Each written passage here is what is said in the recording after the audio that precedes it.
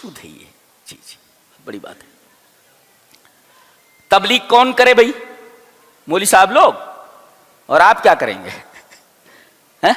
آپ کا کام کیا؟ چلیے آپ کی ذمہ داری بھی بتا دیتے. حدیث اس طرح وعن ابی ہریرہ رضی اللہ تعالی عنہ ان النبی صلی اللہ علیہ وسلم قال بلغوا انی ولو آیہ وحدثوا عن بنی اسرائیل ولا حرج ومن كذب علی متعمدا فلیتبوأ مقعدہ من النار. رواہ البخاری فی کتاب احادیث الانبیاء. حضرت امام بخاری رحمہ اللہ اسے بخاری شریف کتاب و احادیث الانبیاء کے اندر لائے. راوی جیسا کہ معلوم ہوا حضرت ابو ہریرہ ہیں. حضرت ابو ہریرہ رضی اللہ تعالیٰ عنہ فرماتے ہیں کہ نبی اکرم صلی اللہ علیہ وسلم نے ارشاد فرمایا کہ اگر تمہارے پاس ایک بھی دین کی بات ہو. آیت کا مطلب یہاں قرآن کی آیت مراد نہیں ہے. کس نے کہا؟ آپ شارحین حدیث کو دیکھیے. آیت کا مطلب ہے دین کی ایک بات بھی اگر آپ کو معلوم ہے تو آپ پہنچا دیجئے. اور اس میں انی کا لفظ ہے. بلغوا انی. ہمارے بزرگ یہ بولتے ہیں. کون بھائی بزرگ تمہارے کون ہیں؟ نبی ہیں.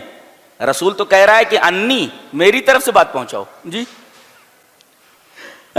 بلغوا تبلیغ کرو. انی میری طرف سے دین کی ایک بات. انی بزرگ پیر صاحب فرما رہے. بولے یہ پیر صاحب کون ہے بھائی؟ نبی تو کہہ رہا ہے کہ انی میری طرف سے تبلیغ. اور تم انہم کہاں جا رہے ہو؟ تو انہم ان پیر ان فقیر ان غریب ان امیر. کیا تماشا ہے؟ واٹ از دس؟ کیا تماشا ہے یہ کیا تماشا ہے؟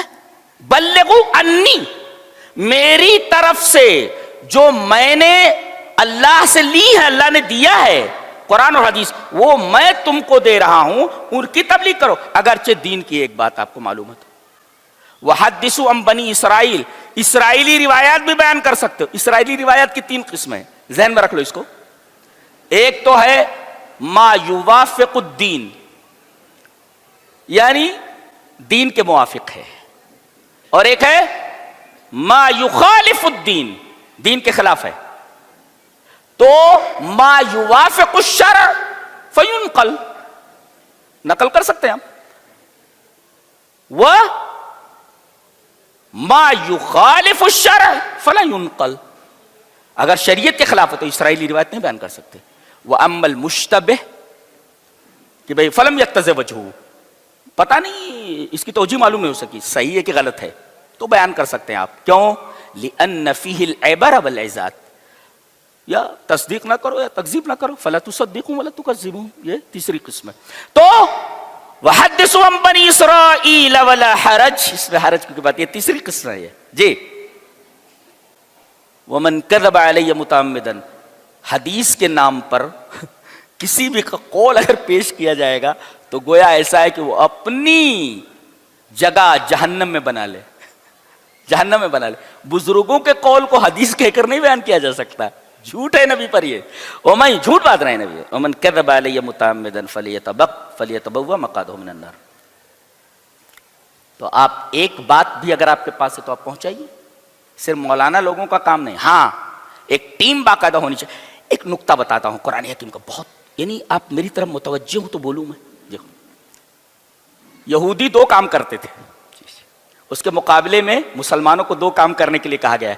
پہلا یہ لن تنالوا البر کھولو, دیکھ رہے آپ, کھولو 4تھا پارا پہلا صفحہ.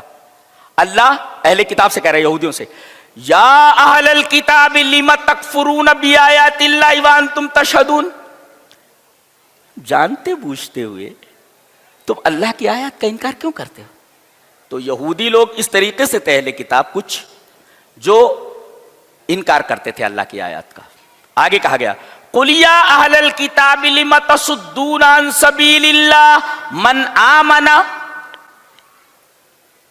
وتبغونها عوجا, من آمن بھی وتبغونها عوجا, اور اے اہل کتاب اللہ کے راستے سے ایمان والوں کو کیوں بھٹکا رہے ہو, کیوں روک رہے ہو. تو ایک ہے انکار کرنا اور ایک ہے روکنا. آدمی انکار کر دیتا کسی چیز کا, چلو ایک جرم تو ہے نا, انکار کر رہا ہے, لیکن دوسرا جرم یہ روک رہا ہے, دیکھو قبول نہیں کر رہا, ان کے جلسوں میں مت جانا بولے تو وہاں بھی ہو جاؤ گے بولتے ہیں. تو ایک تو ہے خود انکار کرنا, لما تکفرون بآیات اللہ, پھر یہ لما تصدون, روکتے کیوں ہو ان سبیل اللہ, یہ دوسری حرکت ہے. یہ ایک ہے انکار کر دینا اور ایک ہے روکنا, ہے ادھر جانا نہیں. خود انکار کر رہا ہے, دوسروں کو روک رہا ہے, تو جرم ڈبل ہو گیا نا. اب کہا جا رہا ہے مسلمانوں سے وَاعْتَصِمُوا بِحَبْلِ اللَّهِ جَمِيعًا وَلَا تَفَرَّقُوا, جی تو تم لوگ مضبوطی سے پکڑو اللہ کی کتاب کو, حدیث کو مضبوطی سے پکڑو, اور دوسرے فرقوں میں مت بٹو. اس کا ایک ہی طریقہ ہے. اگلی آیت وَلْتَكُن مِّنْكُمْ أُمَّةٌ يَدْعُونَ إِلَى الْخَيْرِ يَأْمُرُونَ بِالْمَعْرُوفِ وَيَنْهَوْنَ عَنِ الْمُنكَرِ, ایک جماعت ہونی چاہیے باقاعدہ جو تمہارے ایمان کی بیٹری کو چارج کرتی ہے. یہ دیکھو یہ دونوں چیزیں ہیں, ایک تو پکڑو مضبوطی سے اور دوسرے اس کو پھیلاؤ. وہاں کیا تھا؟ انکار تھا.